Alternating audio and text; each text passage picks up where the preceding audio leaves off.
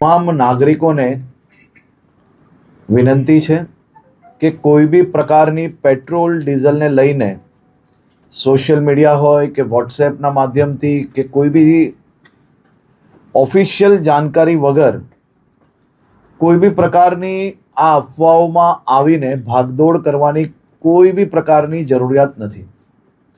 રાજ્ય સરકાર અને ખાસ કરીને કેન્દ્ર સરકાર દ્વારા આ જથ્થાઓ અને સપ્લાય માટેનું ડેલી નિરીક્ષણ થાય છે અને રાજ્યને તમામ પેટ્રોલ પંપો પર પેટ્રોલ ડીઝલ માટે પૂરતી વ્યવસ્થાઓ પહોંચી વળે તે માટેની સંપૂર્ણ તૈયારીઓ બી છે।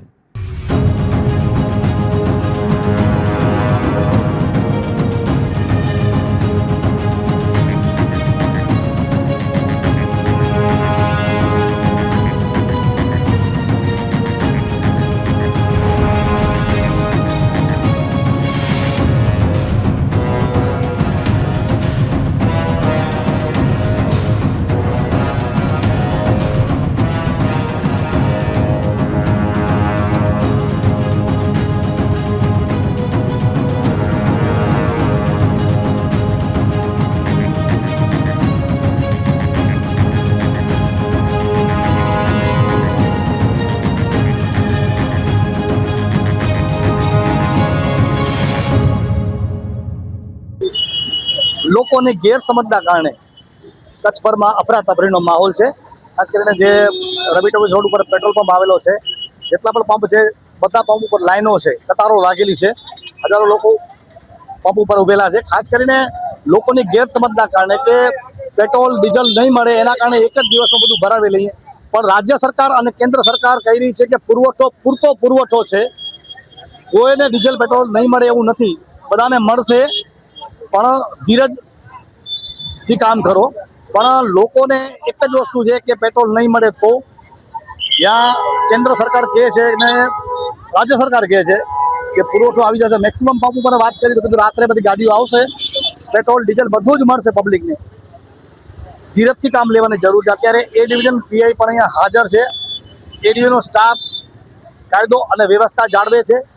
જેટલા આપણા પંપ સંચાલકો છે એ પણ કહે છે કે પેટ્રોલ ડીઝલ પૂરતું છે, બધાને મળશે, ખોટી રીતે ગેરદી ન કરો। જેને પેટ્રોલની જરૂર 1 થી 2 લીટરની હોય છે 8 દિવસ સુધી, છતાં પણ એ ફૂલ ટાંકી કરાવવા પહોંચી આવ્યા છે, જે નોન યુઝ ગાડી છે એમાંય ભરાવે છે।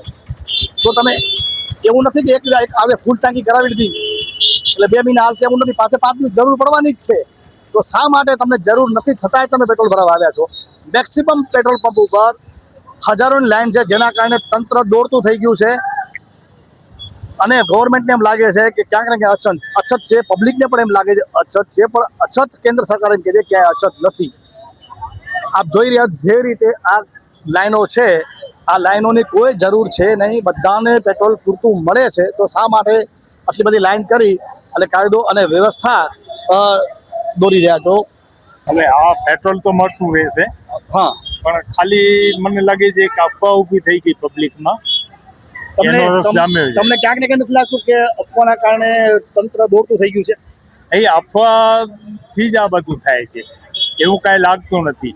જો એવું હોય તો અત્યારે પણ લાઈનમાં ન ઊભું પડે, બંધ જ થઈ જાય। શું કે તમે સરકારને શું કહેશો અને પબ્લિકને તમે શું મેસેજ આપશો?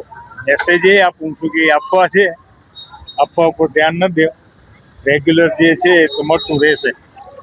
જે રીતે આપણે વાત કરી કે લાઈનમાં ઉભેલા છે બધા, એ કહી રહ્યા છે કે અફવા છે, હકીકતમાં એવું લાગે છે કે અફવા જ છે। પેટ્રોલ બધી જગ્યાએ મળશે। અમુક પંપ ઉપર એમ કહ્યું છે કે રાત્રે 9 વાગ્યા પછી જેટલું જોઈએ એટલું લઈ જાઓ, અમારી ગાડીઓ આવવાની છે। બધા પંપ ઉપર સ્ટોક કરી રહ્યા છે, એ પબ્લિક માટે કરી રહ્યા છે। આ સંપૂર્ણ કેન્દ્ર સરકાર અને રાજ્ય સરકાર પબ્લિક માટે જ્યાં જ્યાં પુરવઠો ઓછો છે ત્યાં પૂરતો પાડે છે।